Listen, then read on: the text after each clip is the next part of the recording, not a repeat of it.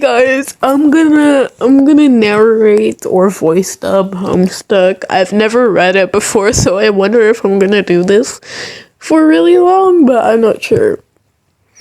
A young man stands in his bedroom. It just so happens that today, the 13th of April, 2009, this young man's birthday.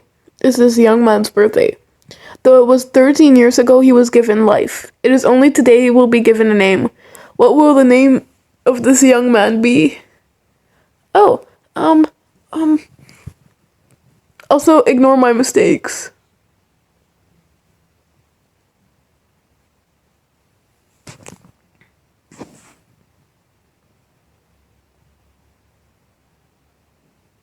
Okay, John Egbert is the name. Your name is John. As was previously mentioned, that it is your birthday. A number of cakes are scattered about your room. You have a variety of interests.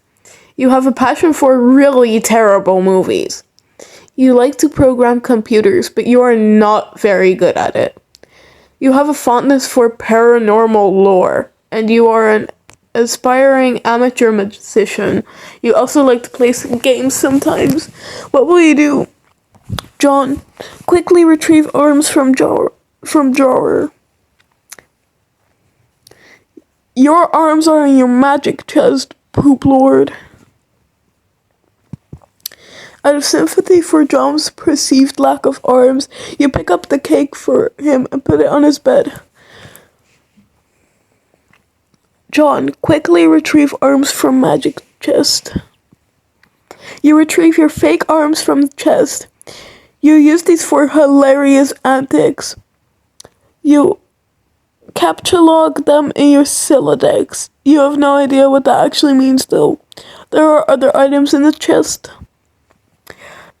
John, examine contents of chest. In here you keep an array of humorous and mystical artifacts, each one a devastating weapon in the hands of a skilled magician or a cunning prankster. You are neither of those things. Among the artifacts are 2 fake arms, currently captchalogued in your Silodex, 1 pair of trick handcuffs, 1 stunt sword, 1 magician's hat, 1 pair of beagle puss glasses, several smoke pellets, several blood capsules, and 1 copy of Colonel Sassaker's daunting text of magical frivolity and practical drapery, and 1 copy of Harry Anderson's Wise Guy by Mike Caveney. Some of this stuff may come in handy at some point. For now, you decide to just take the smoke pellets. Sorry for my mistakes, by the ways. You stow the smoke pellets on one of your captchalogue cards in your Silodex. You still aren't totally sure what that means, but you're starting to get the hang of the vernacular at least. You have 2 empty captchalogue cards remaining. You aren't totally sure if equip is a verb, capacitic with the abstract behavioral medium in which you dwell, but you give it a try anyway. Unfortunately, you cannot access the fake arms. Their card is underneath the one you just used to captchalogue the smoke pellets. You will have to use the pellets first in order to access the arms, but this is probably unadvisable since you'd just make your room lousy with smoke. Your Silodex fetch modus is currently dictated by the logic of a stack data structure. You are never all that great with data structures, and you find the concept puzzling and mildly irritating. But with any hope, perhaps you'll advance new, more practical fetch mode for your Silodex with a little more experience. What the fuck is a Silodex, guys? I have no fucking idea, but who cares? John, I don't even know if I'm supposed to read these whatever the hell they are. John, examine sleuth poster. Is it even possible to get any more hard-boiled than that? You really doubt it. This poster was one of your wisest purchases. There's a nice spot on the wall next to it. You've been meaning to hang another poster there soon. This note is rich with the aromas of fatherly aftershaves and colognes. Beside the note is a rolled up poster. Again, please ignore my spelling mistakes. Happy birthday, son. I am so proud of you. Why does he look like that? Another birthday artifact. You wonder what is printed on the poster. You'll need some way to hang it on your wall. You first placed the hammer into your Silodex, but now all of your capture log cards are full. You wonder what will happen if you try to take the nails. You guess it won't hurt. You guess it doesn't hurt to try. You capture log 4 nails into the top card and push all the artifacts down the card. The fake arms are pushed entirely out of the deck. Oh well, they're probably completely useless anyway, but you probably don't want to do that again, unless you want to drop the smoke pellets and suffer the consequences. In any case, you now feel like you have gathered enough things to get down to business and do some really important stuff. The next thing you do will probably be exceptionally meaningful. Squawk like an imbecile and shit on your desk. This is the dumbest idea you've had in weeks. Stupid, stupid, stupid. And yet the polished surface of your desk, it beckons. You merge the top 2 cards. The hammer and nails are now capture logged on the same card and can be used together. You use the hammer and nails card in conjunction with the card beneath it. Nail poster on the wall. You use the hammer, nails, and poster on the little blank space on the wall. It's glorious. Exactly what you wanted. The old man really came through this time. Oh, that poster. Little monsters. It looks so, I don't like this character so far. Don't hate me. Put the bunny back in the box. I said, put the bunny back in the box. Why couldn't you put the bunny back in the box? Morgan Freeman's genteel. Homespun mannerisms were perfect qualities for a president residing over a crisis. Oceans rise. Cities fall. Hope survives. Wow. Films about impending apocalypse fascinate you. Plus a black president. Now you've seen everything. You've marked your birthday the 13th of April. Another day you marked was supposed to be the arrival date for the highly touted Spurb beta launch. It's been 3 days already. It's starting to become a sore subject with you. Eat cake. You are sick to death because of cake. You've been eating it all day, and you have no intention of clogging your Silodex with it either. The cake stays put for now. You hear a notice from your computer. Someone is messaging you. Have an incoming message. What the fuck is that background, dude?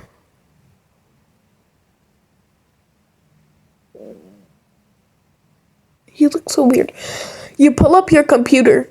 This is where you spend most of your time. You decorated your desktop with some rather handsome wallpaper which you made yourself. You are really proud of it. Okay, sure, buddy. Your desktop is also littered with various programming project files. You are so bad at programming. Sometimes you wonder why you even bother with it. Your Pester Chum application is flashing. Someone is trying to get in touch with you. One of your chums is logged in. He sent you a message. Okay, what the fuck?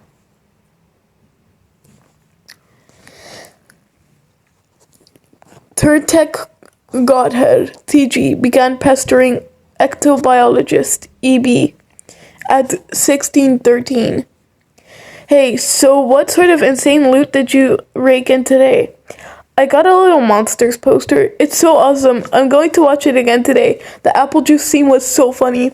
Oh hell, that is such a coincidence. I just found an unopened container of apple juice in my closet. It is like fucking Christmas up in here. Okay, that's fine. But I have just one question and then a word of caution. Have you ever seen a movie called Little Monsters starring Howie Mandel and Fred Savage? But the seal on the bottle is unbroken. Are you suggesting someone put piss in my apple juice at the factory? All I'm saying is, don't you think the monster Howie Mandel has the power to do something as simple as reseal a bottle? Try using your brain, numbnuts. Why did the fat kid or whoever drank it know what piss tasted like? I mean, his reaction was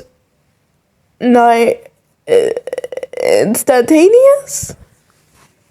It was the 15th day in a row Howie Mandel peed in his juice. Okay, I can accept that. Monster B-list celebrity douchebags are cunning and persistent pranksters. Also, Fred Savage has a really punchable face. But who cares about this? Let's stop talking about it. Did you get the beta yet? No. Did you? Man, I got 2 copies already, but I don't care. I'm not going to play it or anything. This game sounds boring. Did you see how I got slammed in Game Bro? Game Bro is a joke, and we both know it. Yeah, why don't you go check your mail? Maybe it's there now. Alright. You see the view of your yard from your window. Hanging from the trees, your tire swing in a kid's yard. A tree without a tire swing is like a proper gentleman without a monocle. That is to say, he can hardly be considered a terrible proper gentleman at all. And there beside your driveway is the mailbox. The little red arm swingy dealy thing or whatever it is called is flipped up. What the hell is that thing called anyway? You do not have the time for these semantics. The red flippy lever thing means you have new mail. And that means the beta might be here. You are about to hurry downstairs when you hear a car pull into the driveway. It looks like your dad has returned from the grocery store. Oh great, he is beating you to the mail. Let me just... Forget it, check mail later. If you go downstairs to get it, he will likely monopolize you. If you go downstairs to get it, he will likely monopolize hours of your time. You decide to chill out up here for a while until the dust settles. Sometimes you feel like you are trapped in this room, stuck, if you will, in a sense which possibly borders on a titular. And now your chum is pestering you again. The clockwork of friendship turns seamlessly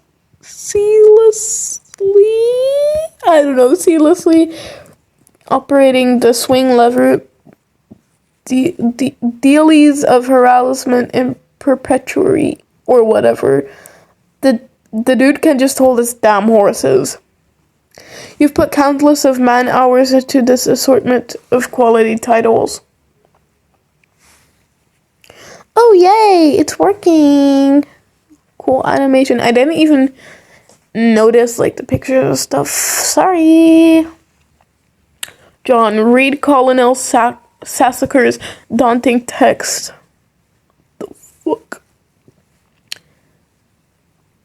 You decide to consult with Colonel's bottomless wisdom. Good grief, this thing is so huge. It could kill a cat if you dropped it. But to really dig into this hefty book, you will have to capture log it. You are not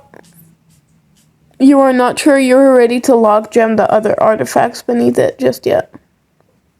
Capture log fake arms again. What did you just say? You don't want to clog up your... Oh, Jesus. In a momentary lapse of concentration, you accidentally capture log the arms again. Set Pester Trump's status to bully. You don't think the situation is quite dire enough to go all the way to rancorous, but you still feel the Pester Trump client should reflect your mood in some way. Bully will have to do, you guess. This unsurprisingly does nothing whatsoever. Oh right, you forgot your chum is still pestering you. Answer, chum. Is it there? Please say yes. Maybe you can play with Titi. She's been pestering me all day about it. She's macking on me so hard all the time. I start to feel embarrassed for her. I mean, not that I can blame her or anything. Yes, it is understandable because you are very attractive. I am very attracted to you. Thank you. JK, haha. No, I don't have it yet. My dad has the mail, and I guess I have to go get it from him to see if it's there. I've been busy spending all afternoon shitting around with my stupid desc. It's so frustrating. What's your modus? What? How do you retrieve artifacts from it? Oh, like one at a time, I guess. If I put too much in, something falls out. Stack? What's yours? Hash map. My bro taught me a few tricks, and he basically knows everything, and it's awesome. What the hell is that? You should probably brush up on your data structures. I guess. Did you at least allocate your Strife Specibus? No. It could free up a card for you. Plus, lets you attack stuff whenever things get too hot to handle, which is never what you have got. Well, I've got a hammer, but it's trapped under some arms. Wow, you really suck at this, don't you? Just get rid of the arms and then locate the hammer to the Specibus. How? I don't know, just use the arms on any old thing and see if it works. You stick the fake arms in the cake on your bed. This definitely makes the cake at least 300% more hilarious. You sure Colonel Sassaker would note the precise index of the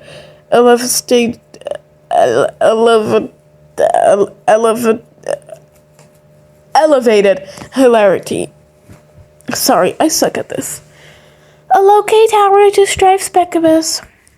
You check the back of your Strife Specibus and the kind abstratus you have in mind for it. I don't know why all these words are so hard to pronounce. I'm so sorry. Anyone who's still watching, by the way, thank you so much for watching this video. I could for sure use it. Your Strife Specibus has been allocated with the hammer kind abstratus. The hammer has been moved from your capture log deck to your Strife deck.